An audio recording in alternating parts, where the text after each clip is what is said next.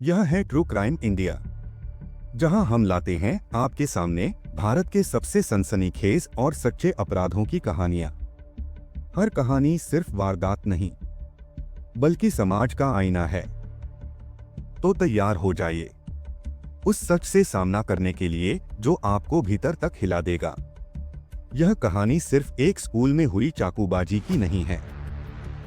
यह एक भयावह घटना का विस्तृत लेखा जोखा है, एक ऐसा सच जिसने भारत के शैक्षिक संस्थानों में सुरक्षा की पोल खोल दी और समाज के बच्चों में बढ़ती संवेदनहीनता पर गहरे सवाल खड़े कर दिए।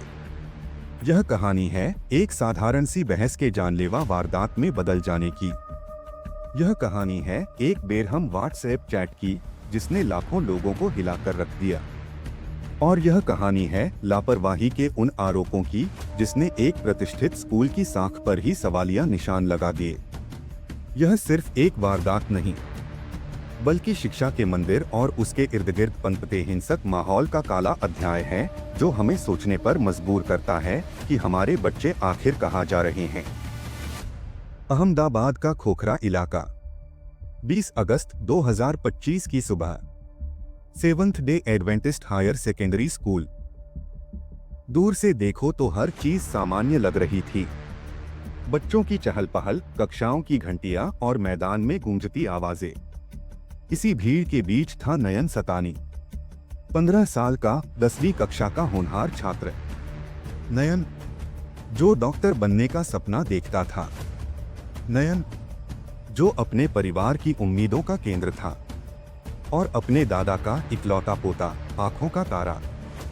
लेकिन उसी स्कूल में पढ़ता था एक और छात्र, 8वीं कक्षा का 13 साल का। बाहर से बिल्कुल साधारण दिखने वाला यह बच्चा अंदर ही अंदर गुस्से का ज्वालामुखी समेटे बैठा था, क्योंकि ठीक एक हफ्ते पहले स्कूल की सीढ़ियों पर नयन और उसके चचेरे भाई का उससे हल्का सा धक्का लग गया था। मामला मामूली था, लेकिन उस 13 साल के बच्चे ने उसे दिल से लगा लिया। शिक्षकों ने दोनों को बुलाया, माफीनामा लिखवाया, कागज पर समझौता भी करवा दिया। लेकिन वह सुलह सिर्फ कागजों पर थी।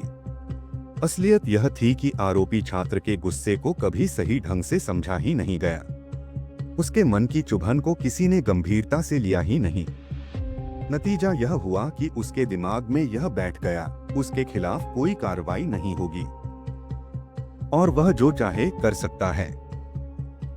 मंगलवार की दोपहर, वही दबी हुई रंजिश जो पिछले 7 दिनों से चुपचाप भीतर ही भीतर सुलग रही थी, आखिरकार फूट पड़ी।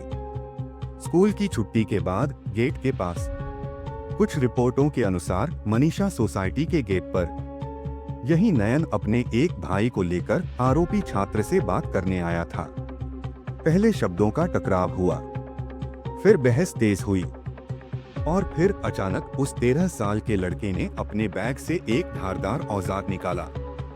कुछ ने उसे चाकू कहा, कुछ ने पेपर कटर। लेकिन फर्क इससे नहीं पड़ता, क्योंकि उसका वार सीधे नयन के पेट पर पड़ा। घाव गहरा था, इतना गहरा कि नयन का पेट लहूलुहान हो गया और खून तेजी से बहने लगा। सीसीटीवी फुटेज में वह भयावह पल कैद है जहां नयन अपने दोनों हाथों से पेट पकड़कर लड़खड़ाते हुए स्कूल परिसर में चलता है और फिर जमीन पर गिर पड़ता है। लेकिन यह इस वारदात का सिर्फ पहला पहलू था। असल डरावनी तस्वीर तो इसके बाद सामने आई। नयन लगभग 20 से 30 मिनट तक स्कूल के भीतर खून से लथपथ तड़पता रहा, लेकिन उसे समय पर मदद नहीं मिली। स्कूल प्रबंधन ने दावा किया, उन्होंने 108 एम्बुलेंस बुलाई थी, लेकिन वो समय पर नहीं पहुंची। जबकि दूसरी तरफ आरोप है कि उन्होंने एम्बुलेंस को बुलाया ही नहीं। आखिरकार नयन को एक रिक्शा या किसी निजी वाहन में डालकर अस्पताल ले जाया गया, लेकिन तब तक बहुत देर हो चुकी थी। डॉक्टरों ने बाद में पुष्टि की, अत्यधिक रक्तस्राव और शरीर में लगभग 2.5 लीटर खून जमा हो जाना नयन की मौत का कारण बना। लेकिन कहानी यहीं खत्म नहीं होती। पुलिस ने स्कूल पर एक और गंभीर आरोप लगाया, उन्होंने घटना की जानकारी पुलिस तक पहुंचाने में पूरे 50 मिनट की देरी की। सोचिए, सिर्फ कुछ ही मिनटों की तेज कार्रवाई शायद नयन की जान बचा सकती थी। इस घटना को जिसने और भी ज्यादा खौफनाक बना दिया वह था आरोपी छात्र और उसके दोस्त के बीच हुई सोशल मीडिया चैट। इंस्टाग्राम और व्हाट्सएप पर वायरल हुई ये चैट्स मानो एक बेरहम कबूलनामा थी। इन लाइनों ने साफ कर दिया कि आरोपी के भीतर न पछतावा था न ही संवेदना। इन चैट्स ने पूरे देश को हिला दिया। सोचिए, जब उसका दोस्त पूछता है वह मर गया शायद, तो आरोपी का सवाल होता है कौन था वो वैसे। यह वाक्य दर्शाता है कि उसके लिए नयन कोई इंसान नहीं बल्कि सिर्फ एक अनजान बाधा था जिसे रास्ते से हटा दिया गया। सबसे चौंकाने वाला जवाब था छोड़ना, अब जो हो गया सो हो गया। यह सिर्फ एक ठंडी प्रतिक्रिया नहीं बल्कि इंसानियत के भीतर जमी संवेदनाओं के टूट जाने की गवाही है। यह वारदात हमें सिर्फ हिंसा नहीं दिखाती बल्कि यह बताती है कि सहानुभूति, पश्चाताप और इंसानियत जैसी मूलभूत भावनाएं भी हमारे समाज के कुछ बच्चों के भीतर से खोती जा रही हैं। घटना के पीछे की असली वजह सिर्फ सीढ़ियों पर हुई धक्का मुक्की नहीं थी। जैसा कि वायरल चैट्स से सामने आया, आरोपी को सबसे बड़ा दर्द था यह एहसास कि मेरे दोस्तों के सामने मेरा अपमान हुआ है। उसके लिए यह झगड़ा एक साधारण विवाद नहीं बल्कि अपनी इज्जत का सवाल बन गया। 13 बरस का वह लड़का अपनी टोली के बीच खोई हुई साख को वापस पाना चाहता था और उसी जुनून ने उसे एक हद से भी आगे धकेल दिया। चाकूबाजी उसके लिए सिर्फ हमला नहीं थी बल्कि यह एक हिंसक और अंतिम बयान था, एक ऐलान कि वह अपने अपमान का बदला लेने के लिए किसी भी हद तक जा सकता है। यही कारण है कि जब चैट्स सामने आई तो लोगों को हत्या से ज्यादा सदमा आरोपी की उदासीनता से लगा, क्योंकि यह साफ था उसे न तो पछतावा था और न ही किसी इंसानियत की झलक। इस वारदात ने सीधे निशाना साधा seventh day Adventist higher secondary school की प्रतिष्ठा पर, जिसे कभी अहमदाबाद के बेहतरीन स्कूलों में गिना जाता था। लेकिन अब माता पिता और पुलिस दोनों ने स्कूल पर गंभीर आरोप लगाए। पहला आरोप लापरवाही का। एक पुलिस अधिकारी ने पुष्टि की कि आरोपी छात्र के खिलाफ पहले भी शिकायतें आई थीं, लेकिन हर बार स्कूल ने मामला माफीनामा लिखवाकर रफा-दफा कर दिया। यानी आरोपी को यह यकीन हो गया वह चाहे कुछ भी करे उसे कोई सजा नहीं मिलेगी। माता पिता ने यह सवाल भी उठाया, स्कूल बैग्स की ठीक से जांच क्यों नहीं होती? आखिर एक धारदार हथियार कैसे आराम से स्कूल के भीतर आ गया? दूसरा आरोप और भी गंभीर था, मिलीभगत का। नयन के परिजनों और कई छात्रों ने दावा किया, घटना के तुरंत बाद स्कूल ने घटनास्थल से खून के धब्बे मिटाने के लिए पानी का टैंकर बुलवाया, यानी साक्ष्य नष्ट करने की कोशिश की गई। अगर यह आरोप सच है तो इसका मतलब साफ है, स्कूल ने अपनी प्रतिष्ठा और कानूनी सुरक्षा को बच्चों की जान और न्याय से ज्यादा अहमियत दी। इन आरोपों ने प्रशासन को हिला दिया। जिला शिक्षा अधिकारी ने स्कूल को नोटिस जारी किया, चेतावनी दी कि अगर जवाब संतोषजनक नहीं मिला तो उनकी मान्यता और एनओसी रद्द कर दी जाएगी। इतना ही नहीं, अहमदाबाद क्राइम ब्रांच ने स्कूल के प्रिंसिपल जी इमैनुएल के खिलाफ भी एफआईआर दर्ज कर दी, क्योंकि उन्होंने घटना की सूचना पुलिस को देर से दी। यानी यहाँ मामला सिर्फ लापरवाही का नहीं था बल्कि यह पूरी तरह से संस्थागत विफलता का सबूत था। जैसे ही यह खबर फैली कि नयन सतानी सिंधी समुदाय से था और आरोपी मुस्लिम समुदाय से, यह त्रासदी अचानक एक नया खतरनाक मोड़ ले गई। अब यह सिर्फ दो छात्रों का झगड़ा नहीं रहा बल्कि पूरे समाज में सांप्रदायिक तनाव का प्रतीक बन गया। बुधवार की सुबह स्कूल के बाहर भारी भीड़ जमा हो गई।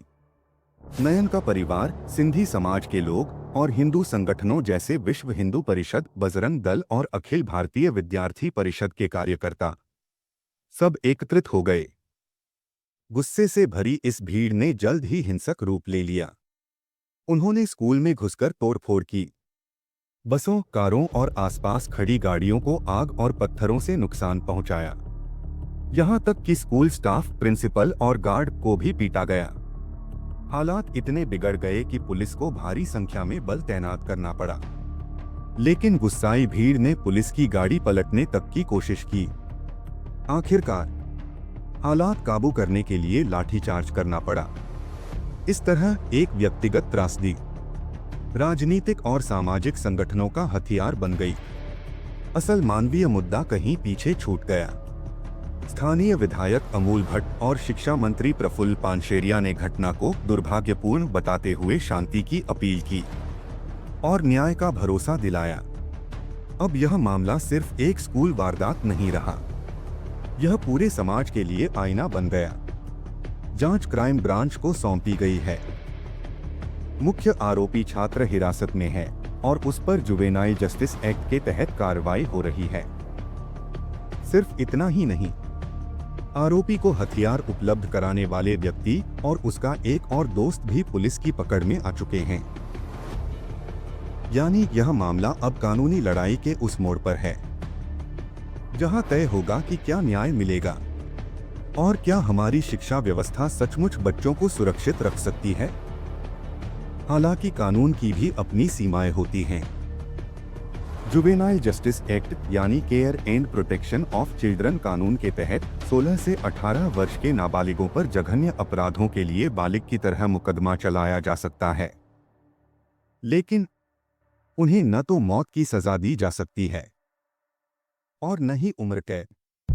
यही पैदा होता है वह गहरा तनाव, एक तरफ जनता की न्याय की मांग और दूसरी तरफ कानून की मौजूदा प्रक्रिया। पुलिस अधिकारी भी मानते हैं कि आज 18 साल से कम उम्र के किशोरों में अपराध की प्रवृत्ति तेजी से बढ़ रही है और आरोपी छात्र की चैट में दिखाई गई संवेदनहीनता यह दर्शाती है कि हमारे समाज में नैतिक मूल्यों की नींव दरक रही है। एक अभिभावक ने गहरी चिंता व्यक्त करते हुए कहा, जब तक बच्चों को गांधीवादी मूल्यों और अहिंसा की शिक्षा नहीं दी जाएगी, तब तक ऐसी घटनाएं होती रहेंगी। नयन का परिवार आज भी टूट चुका है। उनकी मांग है गुजरात सरकार से पूरा न्याय। उनकी उम्मीद है कि उनके बेटे का बलिदान व्यर्थ नहीं जाएगा, लेकिन उनका दर्द और उनकी मांग पूरे समाज के सामने एक चुनौती पेश करती है। क्या हम अपने बच्चों को सिर्फ किताबों का ज्ञान देंगे या उन्हें इंसानियत, सहानुभूति और अहिंसा का पाठ भी पढ़ाएंगे? अहमदाबाद स्कूल हत्याकांड ने सिर्फ एक होनहार छात्र की जान नहीं ली, बल्कि हमारी शिक्षा प्रणाली, हमारी सामाजिक संरचना और हमारे किशोरों की मानसिकता की कई कमजोरियों को उजागर कर दिया। यह घटना हमें मजबूर करती है कि हम आत्मनिरीक्षण करें। क्यों हमारे बच्चे स्कूलों में सुरक्षित नहीं हैं? क्यों कुछ किशोरों के भीतर हिंसा और पश्चाताप की कमी इतनी गहरी हो चुकी है? यह मामला एक चेतावनी है। एक चेतावनी की शिक्षा को केवल अकादमिक सफलता तक सीमित नहीं किया जा सकता। नैतिक शिक्षा, भावनात्मक बुद्धिमत्ता और सामाजिक जिम्मेदारी के पाठ भी उतने ही जरूरी हैं। जब तक हम बच्चों को यह नहीं सिखाएंगे कि जिंदगी की छोटी मोटी परेशानियों का जवाब हिंसा नहीं है, तब तक ऐसी घटनाएं समाज को बार बार झकझोरती रहेंगी। इस त्रासदी ने हमें एक सख्त सबक दिया है, एक मंदिर में केवल पूजा नहीं होती, वहां जीवन और नैतिक मूल्यों की रक्षा भी की जाती है। और इस मामले में दोनों ही बुरी तरह विफल रहे हैं। मामले की जांच और अदालती सुनवाई अभी भी जारी है। आप देख रहे थे ट्रू क्राइम इंडिया। अगर आपको यह कहानी सोचने पर